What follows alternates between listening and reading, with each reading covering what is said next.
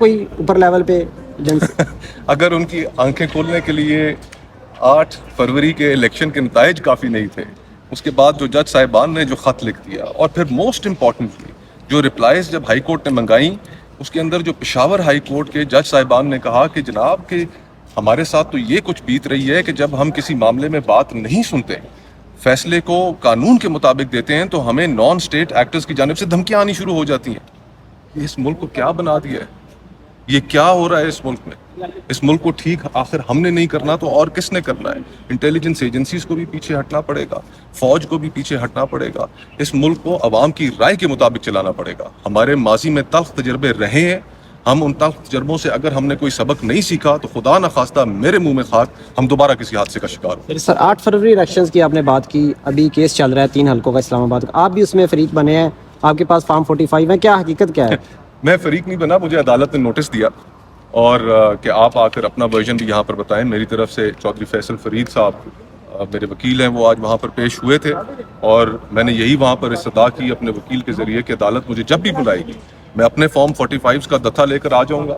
میں نے یہ بھی سنا کہ عدالت عالیہ نے یہ بھی کہا ٹریبیونل نے کہ جو امیدواران ہیں اور تمام لوگ جو اس سے جڑے ہوئے تھے ان سے حلف بھی میں لوں گا۔ جج صاحب نے یہ کہا، تو میں حلف دینے کے لیے انشاءاللہ تعالیٰ تیار ہوں، کوئی چیز چھپانے کے لیے نہیں ہے، ساری دنیا کے سامنے سر عام آپ نے لوگوں کے مینڈیٹ پر، اسلام آباد کے لوگوں کے مینڈیٹ کے اوپر آپ نے ڈاکہ مارا۔ میں بلا شبہ وہ الیکشن ہار گیا، میں اپنی شکست کو تسلیم کرتا ہوں۔ جمہوریت یہی ہے کہ آپ لوگوں کی رائے کو تسلیم کریں۔ میں لوگوں کی رائے کو، اسلام آباد کی لوگوں کی رائے کو تسلیم کرتا ہوں، اور جہاں پر 2 نمبری ہوئی ہے اس کو اگر ایکسپوز کرنے میں میرا کوئی کردار ہے تو میں اس کردار کو ادا کرتا ہوں۔ آپ کے فارم 45 کے مطابق کون جیتا اور کتنا علی مارجن؟ بخاری اور شعیب شاہین۔ کتنا مارجن ہے سر؟ مارجن ہزاروں ووٹوں کا ہے، وہ تو ساری چیزیں آن ریکارڈ۔ یہ جو کیس چل رہا ہے، اس کیس کے ریمارکس اور ساری ہیئرنگز آپ نے سنی، آپ کو کوئی لگتا ہے کہ کوئی ایگزامپل سیٹ ہونے جا رہی ہے؟ دیکھیں ایگزامپل تو سیٹ ہو جائے گی، امید ہم یہی کرتے ہیں۔ سب سے پہلی امید تو یہی ہے کہ احمد فرحات صاحب جو ہیں ان کی برآمدگی ہو، وہ منظر عام پر آئیں، ان کی فیملی، ان کی اہلیہ، ان کے بچے، ان کے رشتہ دار بڑے پریشان ہیں۔ دوسری بات یہ ہے کہ ان ساری چیزوں میں ہم بہت شکر گزار ہیں عدالت عالیہ کے کہ وہ اس معاملے کو بڑے ٹھیک طریقے سے پرسو کر رہے ہیں، لیکن ایک ذمہ داری سیاستدانوں کی بھی۔ سیاستدانوں کی ذمہ داری یہ ہے کہ جب وہ اپوزیشن میں ہوتے ہیں تو مسنگ پرسنس کے کیمپس میں جاتے ہیں، حکومت میں آتے ہیں تو وہ بھول جاتے ہیں۔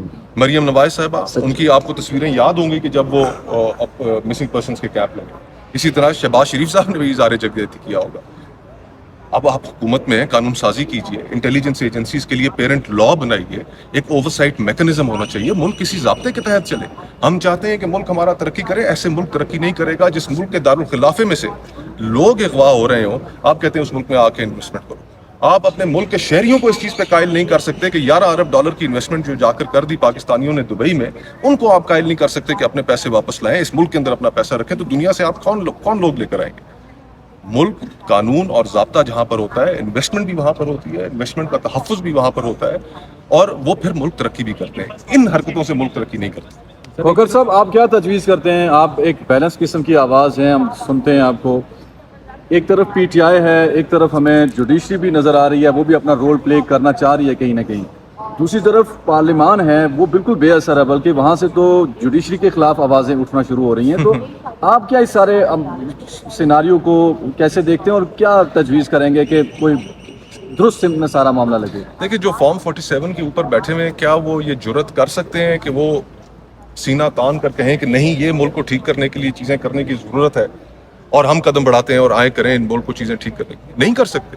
ان کے پاس وہ لیجٹمیسی ہی نہیں ہے، ان کے پاس وہ مورل اتھارٹی ہی نہیں ہے۔ ہم نے اس ملک کے نظام کو اس حد تک برباد کر دیا، یقین کیجئے میرے منہ میں خاک، کہ ہم جانتے بوجھتے ہوئے اس ملک کو عناقی کی طرف دھکیل رہے ہیں، اور ہم نے اپنے رویے اگر درست نہ کیے، آج آپ کی معاشی حالت جو ہے دنیا کے اس ریجن کے اندر ابتر ہے، دنیا میں ابتر ترین ہے۔ اس ماحول کے اندر آپ لوگوں کو مزید بھڑکا رہے ہیں۔ ابھی آزاد کشمیر میں ہم نے جو دیکھا وہ کیا تھا؟ جو اسلام آباد کے جج صاحبان نے جو خط لکھا، اس کے اندر انہوں نے کیا لکھا؟ ہر جگہ اس ملک کے اندر لوگ، ہم سیاستدان ہیں، لوگوں سے رابطہ ہمارا ہوتا ہے، یقین مانیے کہ ہم میڈیا کے اوپر وہ احساسات لوگوں کے جو ہم سے گفتگو کے دوران وہ کرتے ہیں، ہم وہ بیان نہیں کر سکتے کہ لوگوں کے اندر اس وقت جو لاوا ہے وہ کتنا ابل رہا ہے، کہ معاشرے کا ٹیمپریچر کتنا اوپر جا رہا ہے۔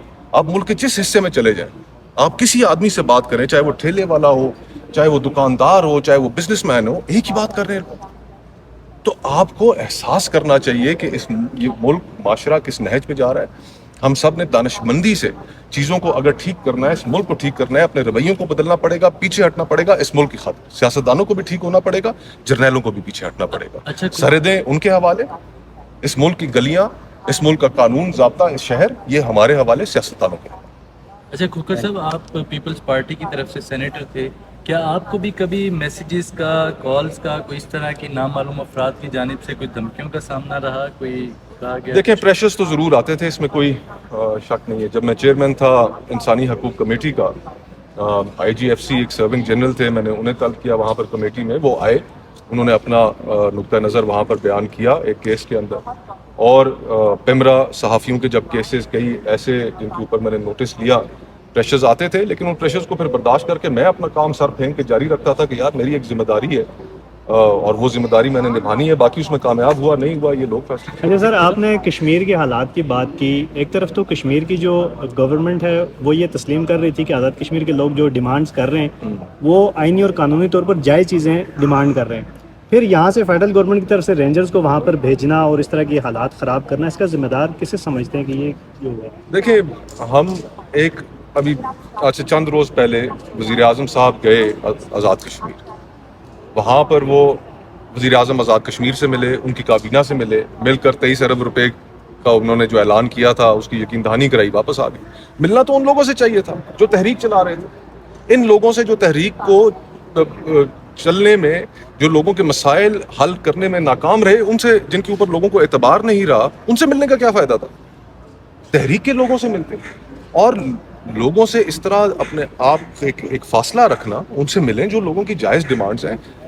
اس وقت گلگت بلتستان میں وہاں کا جو نوجوان ہے, پڑھا لکھا جو طبقہ ہے, وہ سارا کا سارا بڑا سیخ پا ہے کہ ہم سرزمین بے آئین کیوں ہیں. وہاں پر یہ سوال کیا جا رہا ہے. ہم 76 سالوں سے اس مسئلے کا حل نہیں نکال پائے.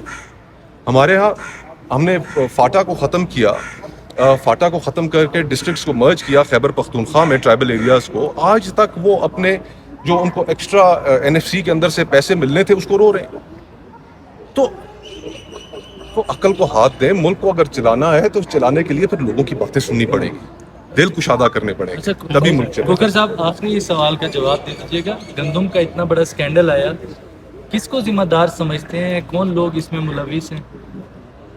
دیکھیں, جو گندم کا اسکینڈل ہے اس کے نتیجے میں آج جو سب سے بڑا جو قیمت اس کی ادا کر رہا ہے وہ اس ملک کا کسان ادا کر رہا ہے. اس ملک کے کسان کو کوئی پوچھنے والا نہیں.